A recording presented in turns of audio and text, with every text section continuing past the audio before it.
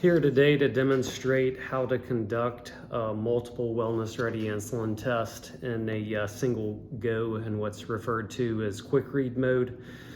So the value of this is that it enables you to conduct multiple insulin tests without having to wait 15 minutes for each insulin test to be conducted. So just gonna quickly go through that protocol. This is something that could be easily used when you're conducting annual insulin testing in conjunction with annual wellness test, or also if you just wanted to test the insulin of multiple horses at one time prior to conducting joint injections.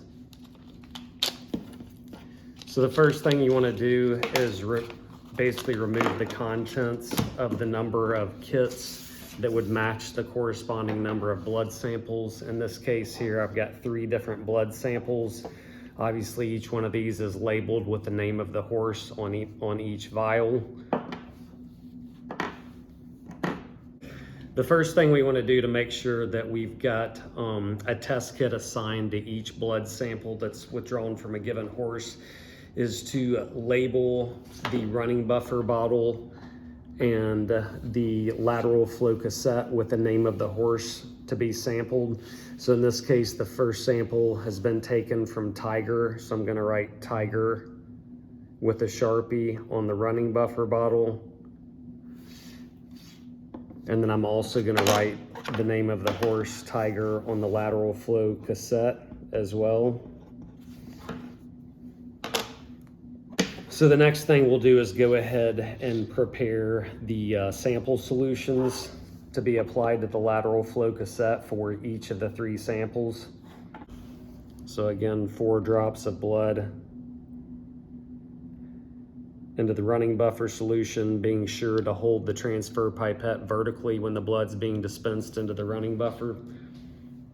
So now that we have dispensed the whole blood into each one of the running buffer bottles, again, that's previously labeled with the name of the horse on each running buffer, and the name of the horse has been labeled on each one of the lateral flow cassettes, we're ready to begin testing multiple samples in quick read mode.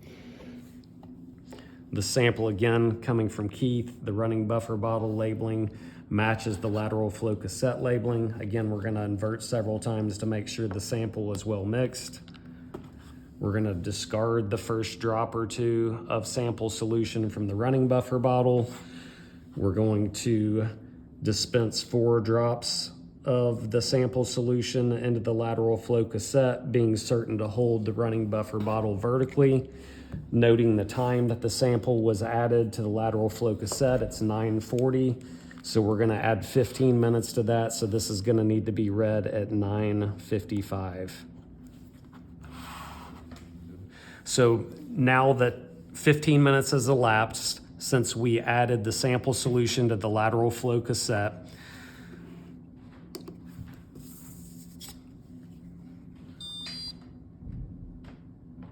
so when the reader says on, you press and hold the reader button until it displays RFID, and then you hold it another second or 2 longer while it is displaying RFID. You scan the RFID card, it says test, and then you press the reader button again. And as you can see, the reader immediately read the lateral flow cassette and displayed the test result and microunits per milliliter rather than counting down from 15 minutes as it would in time read mode. If you tried to conduct this test in quick read mode and failed to enter quick read mode, it would count down from 15 minutes.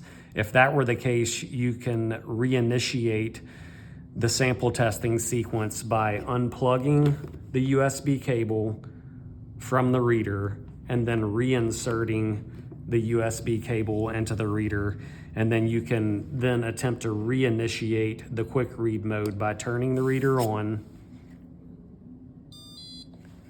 hitting the button one more time, it'll say on. Again, you press and hold the reader button until it displays RFID, and then you hold it another second or 2 longer while it's displaying RFID. Then you scan the RFID card, and when the reader displays test, you do another quick press of the reader, button and it will display run and then immediately read the lateral flow test.